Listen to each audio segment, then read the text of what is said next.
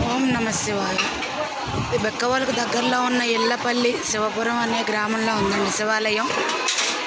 ఈ శివాలయం ప్రత్యేకత ఏంటంటే లైన్కు 11 చొప్పున 11 వరుసలు 11 స్తంభాలు ఉన్నాయండి. ఒక్కొక్క స్తంభం మీద కూడా 1008 శివలింగాలు చెక్కున్నాయి. అలాగే ప్రతి స్తంభం కింద ఒక్కొక్క శివలింగం ప్రతిష్ఠించారు.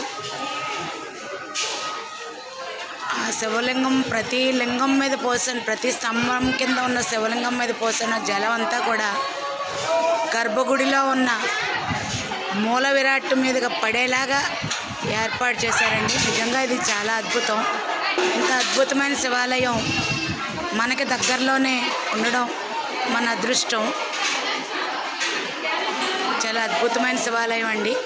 అలాగే ఇక్కడ ఒక విశిష్టత కూడా ఉంది. వెంకటేశ్వర స్వామి భూగృహంలో ఉన్నారండి. ఆయన ఫోటో కూడా పెడతాను, స్వామి ఫోటో చూడండి తప్పకుండా. మూల విరాట్, ఈ మూల విరాట్ కూడా ఒక విశిష్టత ఉందండి. ఈ శివలింగం రంగులు మారుతుందండి.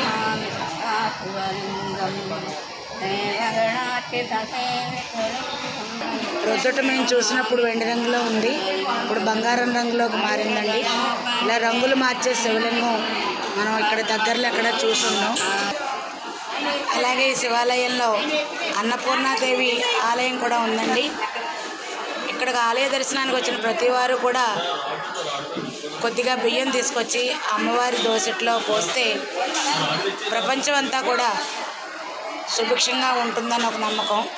దయచేసి ప్రతి వారు కూడా ఈ ఆలయాన్ని దర్శించి పునీతులు అవ్వండి.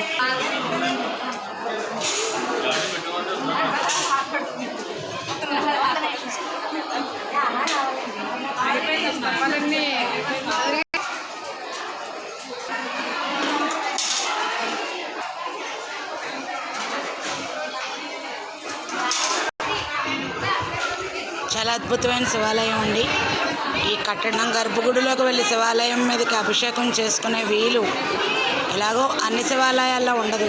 కాబట్టి ఈ శివాలయం ప్రజలందరి అభిష్టం తీరడం కోసం అన్నట్టుగా నిర్మించారండి. నిజంగా చాలా అద్భుతమైన శివాలయం.